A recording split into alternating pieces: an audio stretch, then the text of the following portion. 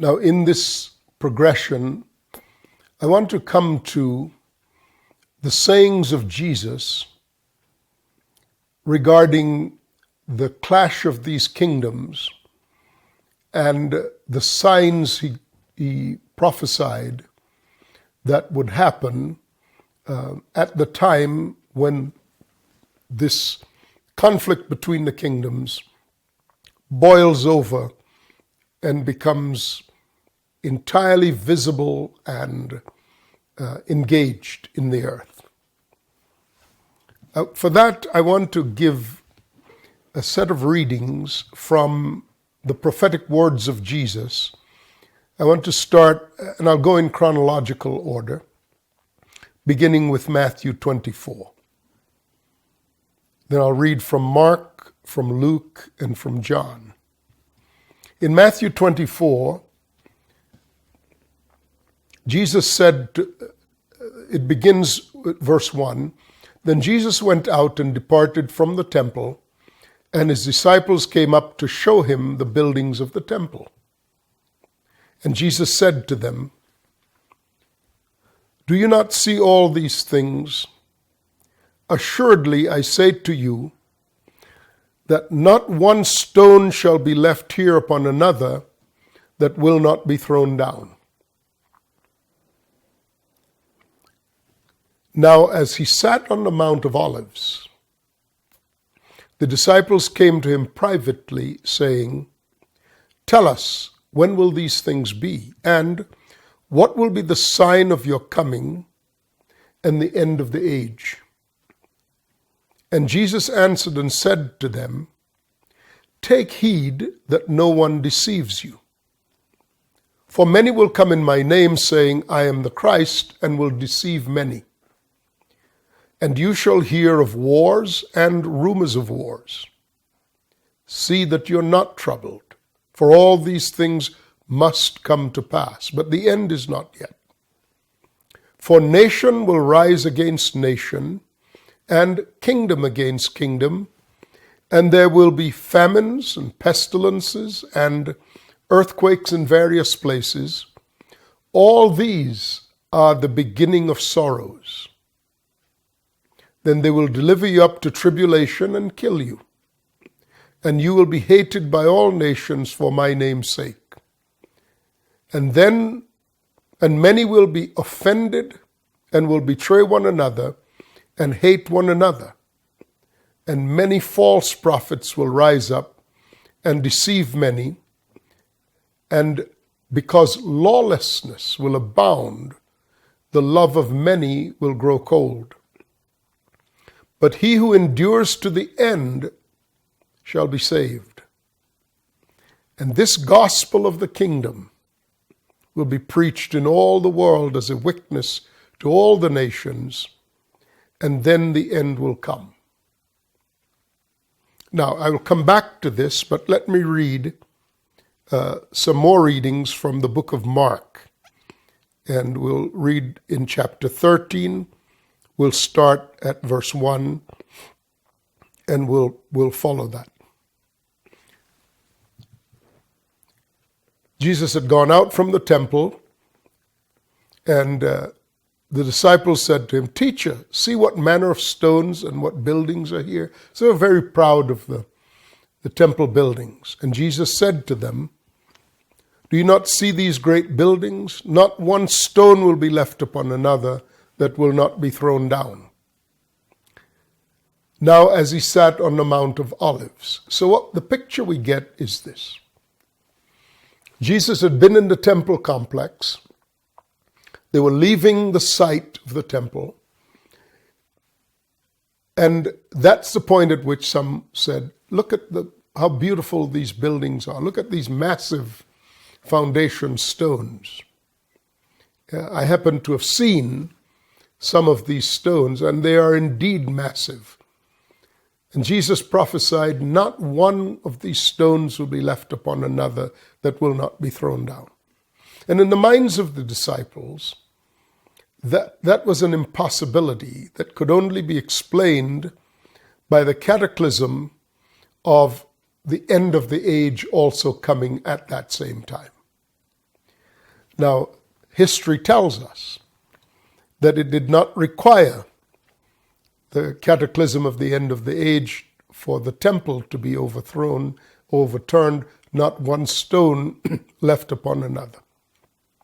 There was a thin sheet of gold that was placed on the roof of the temple, and when the Romans burned the temple in AD 70, the molten gold flowed down, and some collected between the cracks of the stones, and the rumor arose that the Jews had used gold as mortar for the stones of the temple. And so overworked and underpaid legionnaires, sensing an opportunity for a bonus payday, worked together in teams to overthrow every stone. Not one stone was left upon another, regardless of how massive the stones of the building of the temple were. But it was inconceivable to the disciples of Jesus that the prophecy concerning not one stone being left upon another, that prophecy wouldn't be fulfilled. Or the only way they could foresee that prophecy being fulfilled was if it also consummated the age and concluded with the return of the Lord. So later they were on the Mount of Olives. So the picture is that they left the temple complex, walked down the path toward the east, crossed the valley of Kidron, crossed the brook of Kidron. Off to the left is where the Garden of Gethsemane is, and they went up the hill to the Mount of Olives. When he sat on the Mount of Olives, where Matthew just says his disciples came to him privately, Mark says it was Peter, James, John, and Andrew who asked him privately, "Tell us, when will these things be, and what will be the sign when all these things are fulfilled?" Apparently they also said, "What will be the sign of your coming and the end of the age?" And Jesus answering said to them, "Take heed that no one deceives you." And he continues on with essentially the same narrative as that we've just read in Matthew. He moves on to say, "You'll hear wars, rumors of wars. See to it you're not troubled. These things must happen, but the end is not yet, because kingdom will rise against kingdom, or nation will rise against nation, kingdom against kingdom. There'll be earthquakes in various places, famines, and troubles," this adds, troubles. "And these are the beginnings of sorrows." Troubles there would be the term terache, Terache, terache, which means roiling or disturbance or sedition. And I'll read you the third piece from Luke, and Luke's reference will be to the roaring and tossing of the sea. This was Luke 21, and it'll be from verses 5 through 36. Again, this adds color and greater texture to the prophetic words. I'm getting to something, obviously. "Then as they spoke of the temple, how it was beautifully adorned with beautiful stones and decorations, Jesus said," this is from Luke 21:5, "These things you see, the days will come in which not one stone will be left upon another, which will not be thrown down." So they asked him, "Teacher, when will these things be?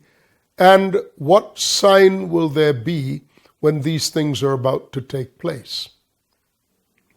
Now, left out of this narrative is that they had departed from the temple complex, that Peter, James, John, and Andrew had come to Jesus while he sat on the Mount of Olives and asked him these things. And the way Luke frames it is, when will these things take place? He doesn't include the more definitive statements. When will these things be? What will be the signs of your coming and the end of the age? But as he continues on, we see essentially the same record. Take heed that you are not deceived. Many will come in my name, saying, I am he. The time has drawn near. So he prophesies. He prophesies people will be foretelling his coming before he comes. Many will come in my name saying, I am he, namely Jesus is the Christ, and that the time has drawn near. So one of the signs of the end of the age is a lot of people prophesying that Jesus is coming back. Now, unless you are speaking from the Spirit of God, you will be debunked routinely. Like 88 reasons why Jesus would come in 88, or John Hagee's blood moons. You will be routinely shown to be false, not speaking for him, and in fact deceiving, because he said, take heed that no one deceives you by telling you the time has drawn near, or I am the Christ and the time has, Christ is Christ, the hearing from God and the time has drawn near. Therefore, do not go after them. But when you hear of wars and commotions, do not be terrified, for these things must come to pass, but the end is not yet. Nation will rise against nation, and kingdom against kingdom, and there will be earthquakes in various places, and famines and pestilences, and there will be fearful sights and great signs from heaven. But before all these things, they will lay their hands on you and persecute you, delivering you up to synagogues and prisons. You'll be brought before kings for my name's sake, but it may turn out well for you in every occasion.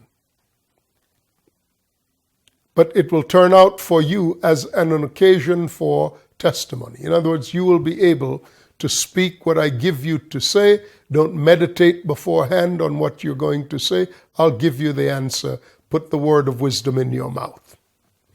You will be hated by all the nations because of me, but not a hair on your head will be lost. But by your patience, you'll possess your souls. Now, then he tells them, but when you see Jerusalem surrounded by armies, then know that its desolation is near. Then let those who are in Judea flee to the mountains, and so on. Now, let me come back and unpack this for you, and let's use the book of Matthew, the first in this chronological order. By the way, let me just reference one more thing from the book of John, because it bears witness with the rest of this chronology. And this is from John chapter 16, verses 1 through 28. He begins by saying, they'll put you out of the synagogues, they'll kill you, whoever kills you will think they're doing God a service. And so he says, these things I've told you beforehand, so that when they happen, you'll remember. And then he goes on to give many more signs toward the end of the age, but he speaks this in verse 25. These things I have spoken to you in figurative language, but the time is coming when I will no longer speak to you in figurative language. I will tell you plainly about the Father. And in that day, you will ask in my name, and I will do whatever you say, and I will do what you ask. All right. I wanted to highlight that in the midst of this, all of this, that Jesus acknowledges that some of what he's saying, or at least what he's saying, is figurative. The point being, there's a duality of reference continuously throughout all of the preceding narratives of the book of Revelation, of the books of Matthew, Mark, Luke, and John that speak of the return of the Lord. He is saying, at least some of what I'm saying figuratively. Now, let's go back and unpack it from Matthew. The first thing they asked him was, when shall these things be? Because they'd asked the question. Or Jesus had said to them, you see all these stones? You see all these beautiful buildings and the wonderful adornments that you are so proud of? Not one stone will be left here upon another that will not be thrown down. When Peter, James, John, and Andrew then caught up with him on the Mount of Olives, it's obvious they had been discussing what he meant by what he had said amongst themselves. And so when he sat down with them on the Mount of Olives, they presented him with the questions, and they conflated all three issues, or the two issues of the destruction of the temple of Jerusalem and the destruction of Jerusalem itself by extension, I might add, because he brought it up in the Luke account, Luke 21. Jesus brought it up himself. They conflated the destruction of the temple as part and parcel of the destruction of Jerusalem with the overthrowing of every stone, with the return of the Lord and the end of the age. But Jesus began by addressing the signs of his coming and the end of the age, and then he moved backward to talking to his disciples about the destruction of Jerusalem. And then he further talked to them about things they would experience in their lifetimes, and then he talked to them about things that would happen beyond their lifetime, which things are what John builds upon in the book of Revelation, because, guess what? John was one of the five rather, Peter, James, John, and Andrew. So one of the four with Jesus on the Mount of Olives when he was talking to them about these things. Now, subsequently, John was given further revelation of these things concerning the culmination of the age at a time when, by the way, Peter and James and Andrew and even Paul had already died. By the writing of the book of Revelation, these others had already died. John was the last remaining apostle. So there's a continuity between what Jesus spoke on the Mount of Olives to them and what John picks up on and is given revelation about when he's taken into heaven. So to say that these things were all about the fall of Jerusalem in AD 70 is absolutely bogus. It's not accurate, and it artificially limits the view, the prophetic view, that some scholars have chosen to advocate. No, he's talking about a time, according to Revelation chapter 5, about verse 13, where a song is sung to Jesus, that he has gathered men, he purchased men for God from every tribe, tongue, language, and nation. That would be beyond the Roman Empire, and it'd be beyond the time of John. And he formed them into a royal priesthood and a holy nation that would track all the way back to the original intent of God, to have a kingdom comprised of people of every tribe, language, tongue, and nation. So it's the conclusion of the age, actually. Now, for our purposes, there are some remarkable signs for us to unpack. Now, as he sat on the Mount of Olives then, he said to Peter, James, John, and Andrew. Whether there are others who were hearing, we don't know, but we know specifically those because it is said. He said to them, take heed that no one deceives you. So the first thing to note is a spirit of deception that defines the character of the age. Why? Because it's a kingdom based in deception from the beginning. All right? So when this kingdom reaches its apogee and is about to be judged, what is going to be its last gasp effort? The spirit of deception will have ripened. But this time, the deception will be an attempt to seduce, if it were possible, even the very elect. But that's not new, because Adam was God's appointed viceroy. And when the enemy came into the garden, he attacked God's viceroy with deception. So he's going to attack the kingdom of God and the saints in the end of the age with deception. Instead of eating from the tree of the knowledge of good, the tree of the knowledge of good and evil, he's going to lie about who Christ is and when he's coming. To deceive many. Because when Jesus doesn't come, as these prognosticators have routinely said, what happens? Exactly the condition that we have here today. People don't believe anymore.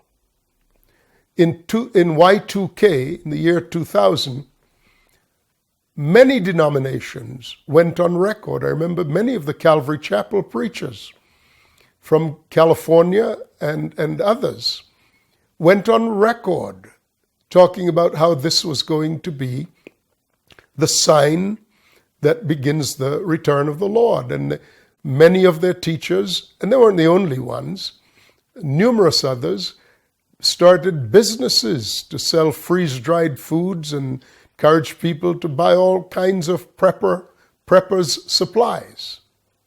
But after he didn't come, many of these famous figures were dethroned. You see, we forget these things because we never hold anybody to account. They keep on going, even after they've participated in deception. And then we had the blood moons of John Hagee. And nobody holds him to account. But many will come trying to deceive people about the return of the Lord. So much so. The deception is when people have been routinely deceived, they give up hope. They stop talking about the return of the Lord. And in fact, the scriptures say they are scandalized. They are scandalized by those who preach about the return of the Lord. It says many will be offended. And the word for offended is the word scandalizo, which is to be offended or scandalized. They will say, how dare we bring such disrepute? That's Matthew 24:10, that says they will be scandalized. How dare we talk about the return of the Lord? How gauche, how out of step. That's actually where we've come to. And the prophetic voice has been largely muted because people are afraid of the blowback from believers who would be scandalized that we're dragging them again into this mix. But again, I say to you, without the words of sent ones, you have only people who are capable of deceiving and people who are capable of embarrassing in these times. But he said, here's how you'll know. You will hear of wars and rumors of wars. See to it that you're not troubled, for all these things must come to pass. But the end is not yet. For nation will rise against nation, kingdom against kingdom, and there will be famines, pestilences, and earthquakes in various places. And what's also added are troubles, and Luke translates it, and the roaring and tossing of the sea, which on one level, a natural level, means tsunamis, and on another level, it means humans as the sea of nations in distress, so much so that their hearts fail them for fear because they have no solutions to this cascading of events. All these are the beginning of sorrows. And the term sorrows there is the word odin. O-D-I-N, it's pronounced odin, and it means birth pangs. I remember I told you in one of the earlier broadcasts that in the reference in 1 Thessalonians chapter 5, that the day will come upon the unbelievers as birth pangs on a pregnant woman. This speaks to birth pangs, beginnings of sorrows. Then they will deliver you up to tribulation and kill you, and you'll be hated by all the nations for my sake. And many will be offended, that's scandalizo, and will betray one another and hate one another. Then many false prophets will rise up and deceive many. And because lawlessness will abound, the love of most will become cold, but he who endures to the end, the same shall be saved. And this gospel of the kingdom will be preached in all the world as a witness to all the nations, and then the end will come. After that, he goes on to talk about things that relate to the fall of Jerusalem, which is, then you will see the abomination that causes desolation, and so on. After that, he assures his disciples, and then after that, he speaks and concludes about the end of the age. So when I come back with the final broadcast in this series, I want to specifically unpack these verses that I've read to you from the book of Matthew, chapter 3, beginning at verse 4. We'll continue on then in the next broadcast. This is very important, so hear it all.